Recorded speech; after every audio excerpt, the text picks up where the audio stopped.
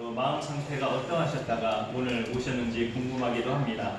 예수 믿는 사람에게 약속된 큰 복은 영생인데, 영생의 그 가치는 이 세상에서 누리는 만복은 갖다 붙일 수 없는 가장 최고의 가치예요. 만복이 뭡니까? 모든 다양한 복이잖아요. 건강, 물질, 형통, 자녀손들, 여러 가지 인간이 바라는 그런 모든 평생 동안 살면서 소망하는 것들이 만복이죠. 그 만복을 갖다 붙여도 영생에 비할 바 아니에요. 영생은 만복이라기보다 지복입니다. 지복. 거기에 따라올 복이 없다는 거죠. 이보다 더 좋은 복이 없다는 뜻이에요. 영생은 지복입니다. 그래서 영생을 가진 사람은 이 세상에서 사는 동안에 자연히 뭐가 따라오냐면 평안이에요. 평안이 따라옵니다. 영생을 얻는 것 자체가 죄와 그 죄로 인한 형벌에서 벗어났기 때문에 당연히 마음의 평안을 누리게 되죠. 영생을 가진 사람은.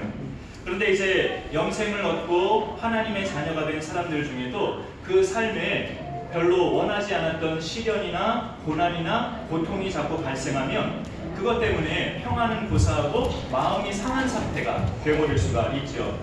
때로 우리 성도님들 중에도 아까 조금 전에 처음에 여쭤봤던 것 같은데 그런 상태로 계속 어느 주간에는 한 주를 보내다가 주일날을 맞이해서 교회에 오시는 경우도 있으실 겁니다. 그런데 우리가 한 주 동안 상한 마음으로 있다가 그래도 주일을 맞이해서 교회를 오셨다는 것은 세상에서 가장 탁월한 선택을 하신 거예요. 왜냐하면 내 마음을 치유해 주실 예수님께로 나오는 길을 선택하셨기 때문에 그렇습니다.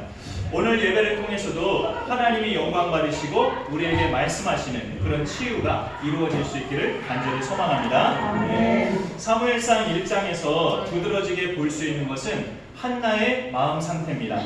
우리 교회 한나가 6학년이라 한창 청소년이니까 마음 상태가 궁금하죠. 여기 사무엘상 1장에도 한나가 나오는데 한나의 마음 상태를 우리가 읽어볼 수 있어요. 이 한나의 마음 상태가 어떤가 보니까 오늘 본문 말씀에서는 15절에 한나가 대답하이르되 내 주여 그렇지 아니하니이다. 그 다음에 보시면 나는 마음이 슬픈 여자라 라고 되어 있어요. 마음이 슬픈 상태라고 이렇게 말씀하고 있습니다.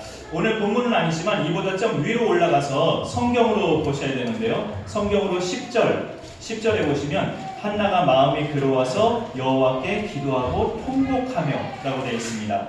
한나의 마음이 왜 슬프고 괴로웠을까요? 조금 더 위로 올라가서 페이지가 좀 앞으로 넘겨져야 될지 모르겠는데 6절을 성경으로 보겠습니다. 6절 보니까 여호와께서 그에게 임신하지 못하게 하심으로 그의 적수인 브닛나가 그를 심히 격분하게 하여 괴롭게 하더라 라는 말씀이 있어요. 브닛나와 한나는 한 남자의 아내들이에요. 지금 같은 세상에서는 기가 막힌 일이고 용납이 안 되는, 특히 여성들에겐 무슨 일부다 처제야 하면서 용납 안 되는 이야기지만 인간에게 죄가 들어오고 나서 특히 고대 사회에서는 이렇게 하나님을 믿는 믿음의 가정에도 아내가 둘 이상인 그런 집안이 있었죠. 믿음의 조상 아브라함도 정식 부인 사라 외에 또 첩 하갈이 있었고, 사라가 죽은 후에는 또 이렇게 후처로 그두라를 또 두었었죠. 그렇게 있던 것처럼 이스라엘 집안의 이런 믿음의 가장들도 고대 사회에서 간간히 이렇게 아내가 둘 이상 있는 집이 있었어요. 그런데 이스라엘의 집안의 성인 가장들은 1년에 3번씩, 그러니까 유월절, 장막절, 오순절 이런 절기죠. 그렇게 3대 절기 때마다 하나님의 전에 올라가서 여호와께 예배하고 제사 드리는 그런 1년에 3차례의 큰 절기가 있었어요. 율법의 규례를 보면 그런 절기 때 그냥 빈손으로 올라가는 게 아니라 흠없는 소나 양을 잡아서 그 제물을 가지고 제사장을 만나고 하나님의 전으로 올라가죠. 그러면 제사장이 그 양의 피를 문설주에 뿌리고 다 이렇게 그 당사자와 제물을 바치는 당사자와 함께 여호와께 번제를 드리는 그런 행사가 1년에 3번 그렇게 있었어요. 그런데 이제 율법의 규례에 보면 이런 게 있어요. 그 당사자가 가지고 온 제물이 다 바쳐지는 게 아니고 그 고기, 피만 하나님의 번제에 바쳐지죠. 그 하나님의 제단의 피만, 그 고기는 일부는 하나님께 드려지고 주로 내장이에요. 하나님께 드려지는 고기는. 그 다음에 뒷다리하고 어디 한 부위는 제사장의 몫으로 줘요. 제사장 수고했다고. 그 다음에 나머지 모든 몫은 당사자 몫이에요. 그 제물을 가져온 당사자가 그날 점심끼니나 그날 집에 가서 먹을 수 있는 그런 식사가 되어져요. 그런데 이제 이 몫을 이 집안의 가장 엘가나가 자기 부인들과 가족들에게 나눠주는데 이게 화근이에요. 남편이 지혜롭지 못해가지고 자기가 한나를 더 사랑해서 매번 한나한테 2배의 몫을 줘요. 분인나라는 부인이 또 있는데도. 오늘 말씀에 성경으로 4절과 5절에 보시면 엘가나가 제사드린 날에는 제물의 분깃을 그의 아내 분인나와 그의 모든 자녀에게 주고 5절 초반에 보면 한나에게는 갑절을 주니 라고 되어 있죠. 여기까지를 보면 한나의 마음이 왜 괴롭고 슬펐는지를 서서히 알아갈 수 있어요. 애당초 이 엘가나가 두 여인을 아내로 데리고 사는 것 자체가 집안에 불화를 일으키는 불씨가 된 거죠. 엘가나 집안에서 참 아이러니한 모습이 뭐냐면 남편이 사랑하는 여인은 한나인데 정작 한나는 남편의 사랑을 하나도 못 느끼고 있어요. 오히려 사랑받지 못하는 아내 분인나로부터 한나가 계속 괴롭힘을 당하고 있는 거죠. 분인나 입장에서는 자기는 자식들도 낳았고 한나는 아이도 갖지 못한 아내인데 남편은 자기보다 한나만 사랑하니까 그걸 견디지 못하는 거죠. 그래서 한나를 조롱하고 무시하고 괴롭히는 적수가 됐어요. 재물의 분깃을 나눠주는 그 4절 하반절 잠깐 다시 보시면 그의 아내 분인나와 그의 모든 자녀에게 주고 이렇게 되어 있죠. 그의 모든 자녀. 그러면 분인나가 적어도 2 이상의 자녀가 있다는 뜻이에요. 남편 엘가나한테 분인나는 2 이상의 자녀까지 낳아줬는데 자식 낳아주지도 못하는 한나한테 더 2배의 분깃을 주니 분인나는 열받고 속상하죠. 그러니 한나만 괴롭히는 거예요. 계속. 그런 상황에서 한나는 괴롭힘 당할 때마다 마음이 격분해서 음식도 안 먹고 하나님 앞에 막 괴로운 심정을 토로하는 거죠. 그런데 이 남편이라는 사람은 격분하고 있는 아내에게 한다는 소리가 성경으로 8절 보시면 그의 남편 엘가나가 그에게 이르되 한나여 어찌하여 울며 어찌하여 먹지 아니하며 어찌하여 그대 마음이 슬프냐 내가 그대에게 10 아들보다 낫지 아니하냐 이런 소리는 하고 있어요. 그만큼 이 엘가나가 진심으로 한나를 사랑했다는 뜻이에요. 이 말은 사실은. 그런데 이 진심으로 사랑하는 것이 아내한테는 하나도 와닿지가 않은 거예요. 이게 인간의 한계입니다. 한계. 부부간에 서로 때로는 착각할 수 있는 한계예요. 나는 배우자를 진심으로 사랑하고 있다고 믿고 그렇게 생각하고 있는데 내 배우자는 전혀 그렇게 안 느낄 수 있어요. 이게 인간의 한계이기 때문에 오늘 말씀에서 우리가 그 상한 마음을 치유하는 방법이 무엇인지 배우자에게 통해서 치유함을 받을 것이냐 부모나 자식을 통해서 치유함을 받을 것이냐 그게 아닌 것을 우리가 말씀으로 들어가 보려고 합니다. 이 아이 갖기를 소망하는 이 한나에게 남편은 한다는 소리가 이 남편인 내가 10 아들보다 낫지 아니하뇨 이렇게 말을 하는 철없는 소리만 하고 있는 거예요. 남편은 이 사랑은 가식적이지 않은 진심 어린 사랑이었지만 이 남편이 한나를 정말 사랑했으니까 진심 어린 사랑이었지만 문제는 사랑 방식이 지혜롭지 못했어요. 사랑 방식이 두 아내를 그렇게 데리고 살 거면 그렇게 기왕 살 거면 분인나도 똑같이 아내로 인격적으로 존중해주고 똑같이 사랑했어야죠. 더구나 그쪽은 자식까지 낳아준 아내인데 그 수고도 인정해주면서 재물의 분깃을 나눌 때도 한나한테든 분인나한테든 똑같이 나눴어야 했죠. 표면적으로 보면 한나를 격분하게 만든 대상은 분인나지만 이런 상황을 만든 장본인은 남편이에요. 엘가나. 오늘 말씀의 제목이 상한 마음 치유법입니다. 이 제목을 우리는 넓게 적용하기보다 우리 가정에서 국한해서 적용해보고자 해요. 오늘 말씀의 배경 자체가 엘가나라는 가정에서 발생한 일이고 그 중에 마음 상처를 입은 한나를 우리가 말씀으로 주목하고자 하는데요. 놀라운 것은 오늘 본문의 마지막 절로 읽은 18절에서 한나가 치유가 됐어요. 치유가 됩니다. 18절 보니까 이르되 당신의 여종이 당신께 은혜 있기를 원하나이다 하고 가서 먹고 얼굴에 다시는 근심빛이 없더라 라고 되어 있습니다. 여러분에게 욕심이 있다면 뭡니까? 믿는 자로서 물질이나 세상에서의 형통함보다 내 인생에 다시는 내 얼굴에 근심빛이 없는 것 이거 욕심나지 않으세요? 정말 하나님을 믿는 사람이라면 이런 거에 우리가 욕심 가져야 되지 않을까요? 하나님을 믿는 신앙 때문에 내 얼굴에 다시는 근심빛이 일어나지 않는 것 이게 정말 우리 믿는 사람들이 가져야 되는 욕심 아닙니까? 한나뿐만 아니라 분인나도 상처 입은 여인으로서 마찬가지예요. 남편이 전혀 사랑하지 않았으니까. 그러나 이 뒤로 분인나는 상한 마음을 어떻게 풀었는지에 대한 기록이 성경에는 없기 때문에 한나의 경우만 오늘 말씀을 나누고자 해요. 한나는 푸는 방법이 오늘 말씀에 기록되어 있으니까. 한나가 상한 마음을 치유한 방법은 복잡한 게 하나도 없습니다. 아주 단순하지만 우리가 반드시 기억해야 될 방법이에요. 하나님께 쏟아낸 겁니다.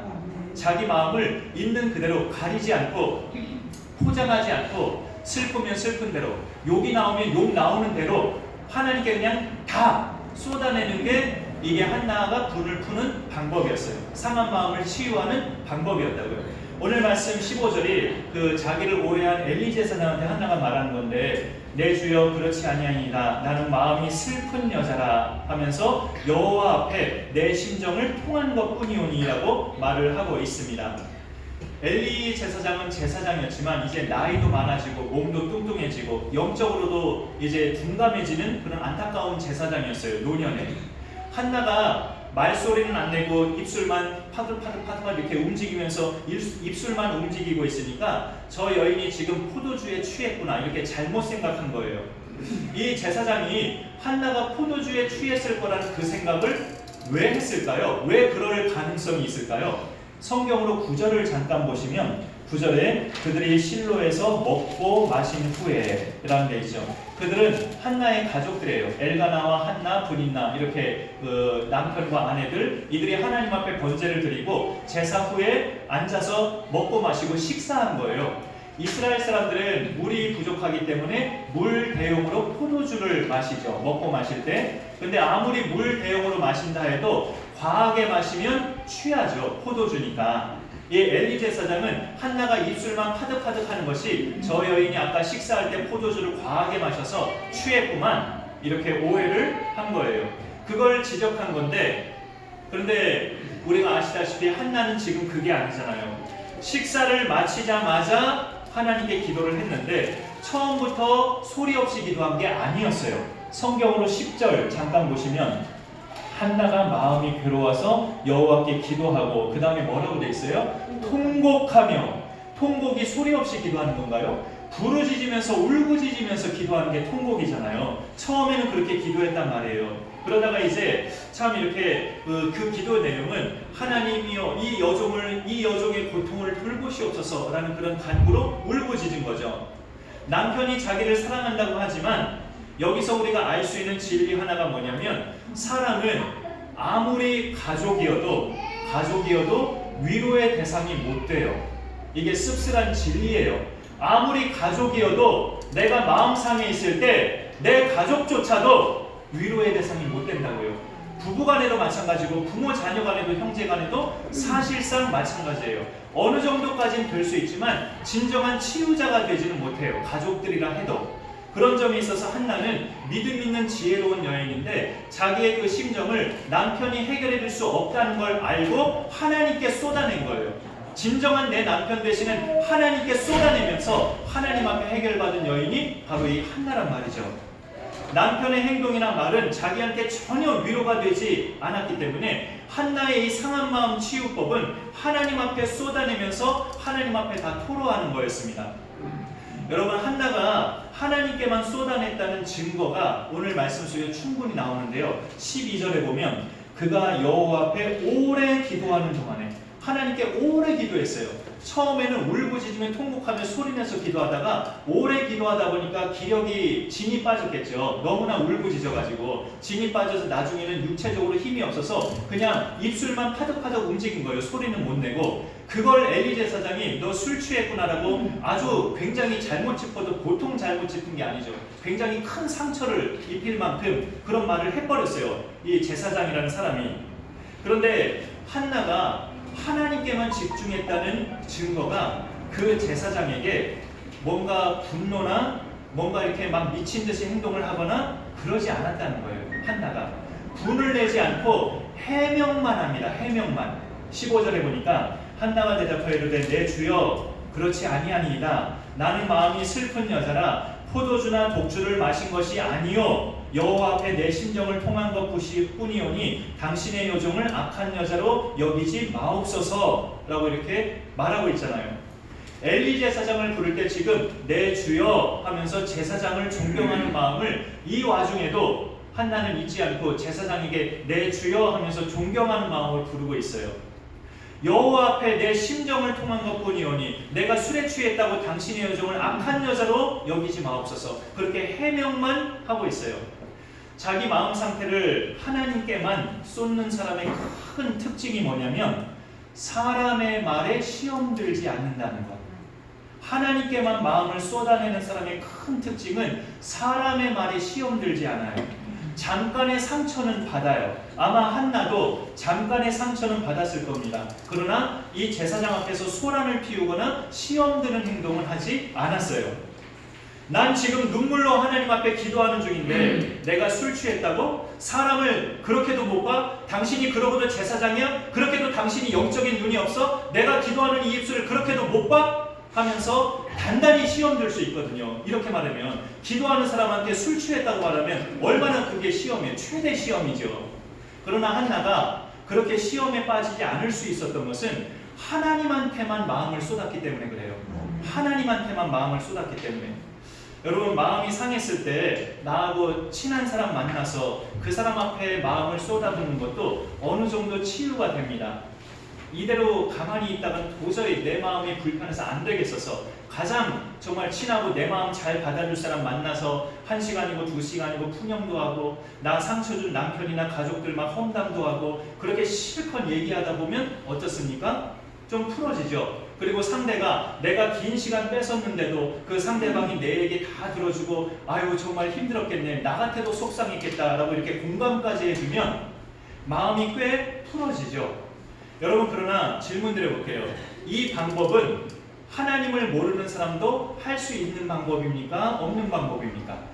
하나님을 모르는 사람도 할 수 있는 방법이에요. 마음이 상했을 때 친한 사람 만나서 그 사람 앞에서 실컷 얘기하고 푸는 방법은 하나님 안 믿는 사람도 할 수 있는 방법이라고요. 그럼 우리처럼 하나님을 믿는 사람은 하나님을 믿는 사람만이 쓸 수 있는 방법을 더 해야 되죠.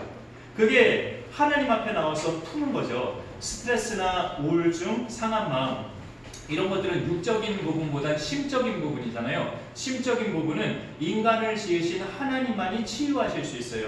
하나님이 흙으로 인간을 만드셔서 그렇게 인간이 몸덩어리로만 느껴질 수도 있겠지만 그 코에 생기를 불어넣으시고 하나님의 형상을 담도록 만드셨잖아요. 그러니까 하나님과 같은 감정이 인간에게도 있단 말이에요. 마음이 상했을 때 진정한 치료자 되시는 분은 인간을 지으신 하나님이 진정한 치료자가 되셔요.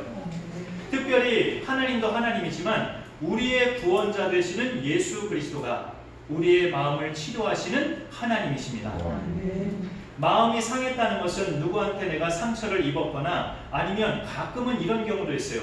딱히 나한테 상처 준 사람도 없는데 내가 민감하게 반응해서 상처받는 경우도 있죠. 어찌 보면 이런 경우든 저런 경우든 인간의 마음이 자꾸 상처받는 것은 그 근원이 죄로 인해서 시작된 겁니다. 상대가 완악해서 내가 상처를 입을 때도 있고 내가 완악해서 별거 아닌데 상처받을 때도 있어요. 어떤 경우든 십자가에서 인간의 죄를 근본적으로 해결하신 예수님을 내가 영접하고 모시면 상처 입은 내 심령도 예수님이 만져주시기 때문에 치유가 되죠. 요한복음 4장에 등장하는 수가성의 사마리아 여인, 가끔씩 예화로 이렇게 했었죠. 예수님을 만나면서 그 여인이야말로 마음이 치유된 사람이었어요. 남편이 5이나 있는 여인, 그 삶이 어땠을까? 결혼을 5번이나 했다는 뜻이잖아요. 그게 지금도 어떤 남자와 살고 있는데 그 남자는 남편도 아니고 참 기구한 인생의 여인이죠. 근데 예수님이 이 여인을 만나시고 물을 깃는 여인을 보면서 나한테 물 좀 달라, 내가 목마르다 하면서 그렇게 요청하니까 이 여인이 너무나 희한했어요. 나한테 말 거는 남자가 이제까지 단 한 명도 없었는데 저 남자는 누구길래 나한테 말을 거는 거? 하면서 그 남자를 이렇게 유심히 본 거죠. 그러면서 이제 자기가 말도 안 했던 거를 이 예수님이 알아맞히는 거예요. 너에게 남편 5이 있었지. 자기가 말도 안 했어요. 예수님의 치유법은 우리가 흔히 하는 위로의 말이 아니었습니다. 그동안 얼마나 힘들었겠느냐. 당신이 남편 5이나 두는 동안에 그 남편 중에는 폭력을 행사하는 남편도 아마 있었을 건데 그때마다 얼마나 고생이 많았느냐. 이런 위로의 말을 하실 수도 있잖아요. 예수님이니까. 그런데 오히려 그런 말은 일체 없이 가서 네 남편을 데려오라. 라고 이렇게 말을 하는 거예요. 이 여인이 숨기고 싶었던 치부, 부끄러움을 예수님이 끄집어내십니다. 그래야 죄가 해결받기 때문에 그래요. 그러면서 이 여인이 그동안 소망하던 그 여인도 들어왔기 때문에 늘 말씀으로 들어왔기 때문에 마음속에 늘 소망하던 메시아 그리스도가 바로 나다라고 예수님이 당신 소개를 하셔요. 그러자 이 여인이 치유가 된 거예요. 그 증거가 뭐냐면 흥분된 마음으로 물동이를 버려두고 자기 동네 수가성으로 들어가서 사람들에게 말을 하잖아요. 내가 오늘 예수라는 분을 만나는데 그분이 우리가 그토록 기다리던 그리스도 메시아더라 하면서 그 동네 사람들 다 이끌고 예수께로 데려와요. 이 사마리아 여인이. 이 행동 자체가 예수님을 만나서 이 여인이 치유가 됐다는 뜻이에요. 사마리아 여인의 전도로 그 동네 사마리아 사람들 상당수가 예수님을 같이 믿게 됐어요. 여러분, 이 여인이 자기 동네 사람들한테 예수님을 어떻게 소개했기에 사마리아 사람들 상당수가 예수님을 믿게 됐을까요?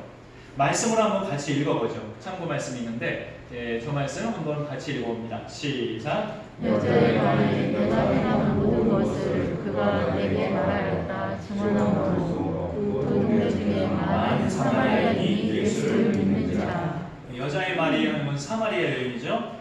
내가 행한 모든 것을 그가 예수님이 내게 말하더라. 내가 행한 모든 게 뭡니까? 이게 결혼 5번 한 거예요. 내가 행한 모든 거 결혼 5번 한 거, 남편 5이나 뒀던 거.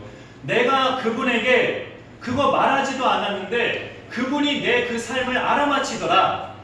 이 여인은 자기 동네 사람들을 예수님 믿게 하려고 전도한 방법이 뭐였냐면 자기 숨기고 싶었던 치부, 그 과거를 드러낸 거였어요. 내가 말도 안 했는데 그분이 내가 결혼 5번 한 걸 알아맞히더라. 그분이 바로 그리스도시다 하면서 전도를 하니까 그 동네에 여러 많은 사마리아 사람들이 예수님을 믿게 된 겁니다.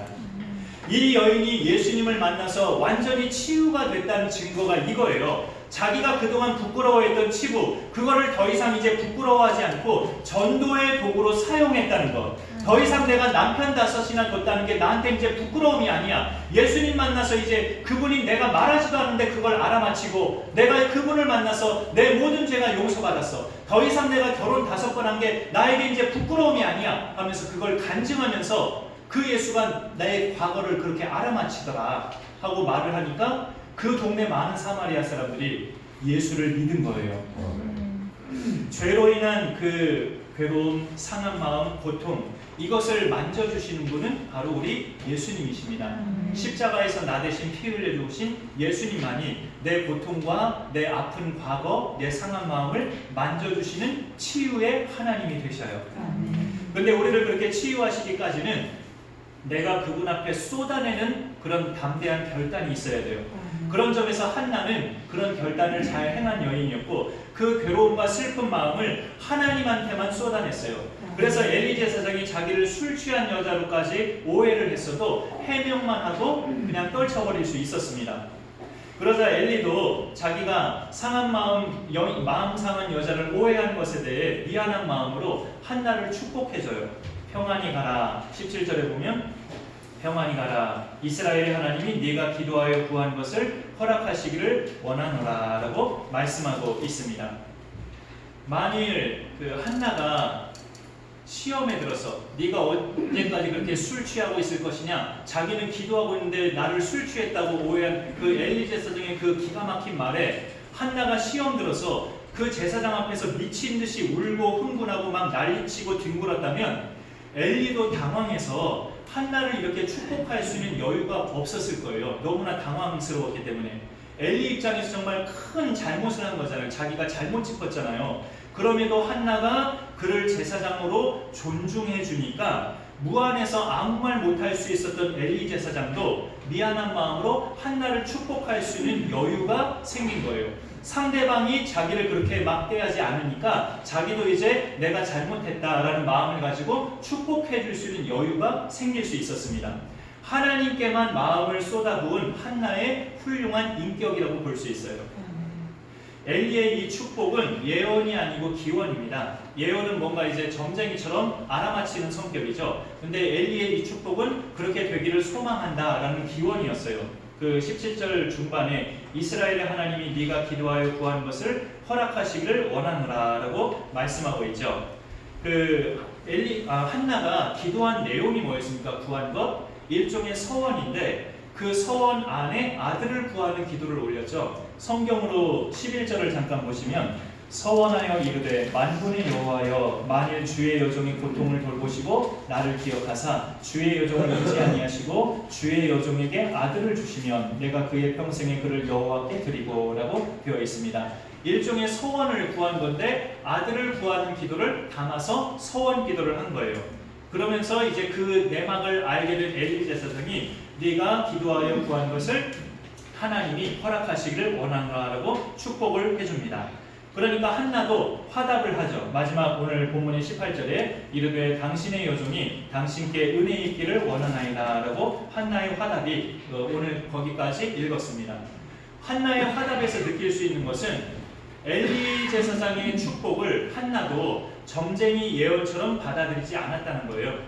나를 축복해 주셔서 감사합니다. 그냥 그 정도의 뜻이었어요. 그 정도의 화답이에요. 하나님이 정말 내가 구한 대로 아들을 주실지 안 주실지 그거는 아직 모르는 상태예요. 그런데 이 제사장이 나를 오해했던 이 제사장이 내가 해명을 하니까 미안해하는 마음으로 나를 축복해주는 그 모습을 보고 한나가 확신을 한 거예요. 내가 해명만 잠깐 했는데 이 제사장이 그걸 수긍하고 나를 축복해주는 걸 보니 하나님이 내 기도 응답해 주시겠구나 확신을 하고 얼굴의 근심빛이 다시는 나오지 않은 겁니다. 이 모습에서 제사장의 그 변화된 모습에서 한나는 하나님의 응답을 확신했어요. 얼굴에 근심빛이 없어졌어요. 상한 마음을 하나님께만 쏟아내는 사람이 하나님한테 받는 응답은 근심이 사라진다는 거예요. 근심이 사라진다는 것. 하나님께만 마음을 쏟는 사람이 응답받는 것, 근심이 사라지는 겁니다. 사람들이 흔히 하는 말 중에 사람에게 상처받거나 스트레스 받으면 참지 말고 말을 해라. 그때마다 참고 있으면 나중에 화병 난다. 맞는 말인데 이런 경우들도 많아요. 그런데 그동안 불편했던 사람 내 앞에 앉혀놓고 내 속에 있는 거 다 말해버리면 내가 당신 때문에 이 말 때문에 상처받았고 당신의 이런 행동 때문에 내가 불쾌했고 당신의 이런 습관 때문에 내가 상당히 그때마다 기분이 나빴다. 이렇게 내 속에 있는 거 그동안 담아있던 거 다 말해버리면 나는 후련할 수 있지만 내 불만을 내 앞에서 다 들은 사람은 내가 갖고 있는 상처가 그 사람에게 고스란히 옮겨지는 거예요. 내가 그 사람에게 상처 주는 거예요. 이제 그때부터. 그게 우리는 또 기억할 필요가 있어요. 그런 방법은 예수 믿는 사람으로서는 좋은 방법은 아니죠. 아니 근데 안 그러면 미치겠고 분이 나고 원통 터지겠는데 그럼 어떡합니까? 라고 한다면 하나님께 다 푸념하는 거예요. 욕하고 싶으면 하나님 앞에서 욕을 하고 완전히 그냥 사악한 말을 하고 싶으면 하나님 앞에서 다 해보세요. 내가 뭔 짓을 해도 하나님은 나 때문에 시험 들지 않으셔요. 하나님은 신이시거든요. 내가 뭔 짓을 해도 하나님은 시험 들지 않으십니다. 사람은 내가 뭔 짓을 하면 시험 들 수 있지만 하나님은 내가 무슨 말을 하고 무슨 짓을 하든지 시험 안 드시거든요. 그러니까 하나님 앞에 그렇게 다 쏟아내면 풀어진다고요. 그렇게 하면. 근데 희한한 게 뭐냐면 누구를 증오하는 마음으로 이렇게 하나님 앞에 푸념하고 쏟아내고 한참 동안 그렇게 푸념하듯이 기도하다 보면 희한하게 내가 잘못한 것들이 하나하나 떠올려져요. 그렇게 푸념하고 풀다 보면 그 이후로 그 뒷시간으로 내가 잘못한 것들이 하나하나 떠올려지면서 그 다음은 기도가 어떻게 바뀌냐면 나에 대한 회개 기도가 나와요. 그렇게 회개 기도를 하다 보면 상처나 분노가 사라져요. 이게 기도 중에 성령이 역사하시는 거예요. 예수 믿는 사람인데 분이 나고 마음이 상할 때마다 푼다는 방법이 날 그렇게 만든 사람만 괴롭히는 방법으로 푼다면 그거는 무슨 뜻이냐면 내가 기도를 안 한다는 뜻이기도 해요. 그럴 때마다 우리는 푸는 방법이 하나님한테 내 상한 마음을 쏟아내는 거예요. 마음이 상할 때마다 하나님께 쏟아내실 수 있기를 바랍니다. 그러다 보면 내 허물도 하나님이 알게 하셔서 푸념 기도에서 회개 기도로 전환되게 하시고 내 죄를 회개하고 나면 평안이 임하기 때문에 상한 마음도 치유가 돼요. 이런 은혜가 우리 각 사람의 신앙생활 가운데 이루어질 수 있기를 소망합니다. 아멘. 이런 복이 특별히 우리 가정마다 이루어져서 부부 간에, 부모 자녀 간에, 형제 간에 그렇게 귀한 복으로 임하실 수 있기를 간절히 축원합니다. 아멘. 제가 기도하겠습니다. 하나님 감사합니다. 오늘도 이렇게 주의 말씀 낭비하심을 감사드립니다. 상한 마음 치유법이라는 말씀으로 우리가 한나의 이야기를 하나님 말씀으로 함께 나누게 하심을 감사드립니다. 한나라는 여인이 또 남편 엘가나로 인하여서 또 다른 아내 브닌나로 인하여서 마음이 격분되고 괴롭고 슬플 때마다 하나님 앞에 나와서 통회하고 기도하며 또 아뢰면서 그 심정을 통하면서 하나님께 응답받는 귀한 은총을 우리가 말씀으로 보게 되었습니다. 이 여인이 하나님의 응답을 확신했을 때 집에 가서 이제 음식을 먹고 얼굴에 다시는 근심빛이 없더라고 되어 있는데, 그 다음 본문에 보면 정말 하나님께서 응답으로 사무엘을 잉태케 하신 것을 우리가 보게 됩니다. 하나님은 그 마음을 하나님께만 쏟는 자에게 근심을 없애주시는 응답으로 응답하시고 그 마음의 소원도 이루어주시는 것으로 응답하시는 하나님이신 줄 우리가 보게 됩니다. 우리의 믿음 생활에서도 우리 마음이 힘들 때나 상한 마음이 있을 때나 스트레스 받을 때나 내 심령이 힘들 때마다 하나님 앞에 쏟아오면서 하나님 앞에서 해소되고 하나님의 응답을 통해서 다시금 삶의 활력을 얻고 새 힘을 얻는 우리의 믿음 생활이 되게 하여 주옵소서. 예수님의 이름으로 기도 올려옵나이다. 208장 오늘도 일사를 부르면서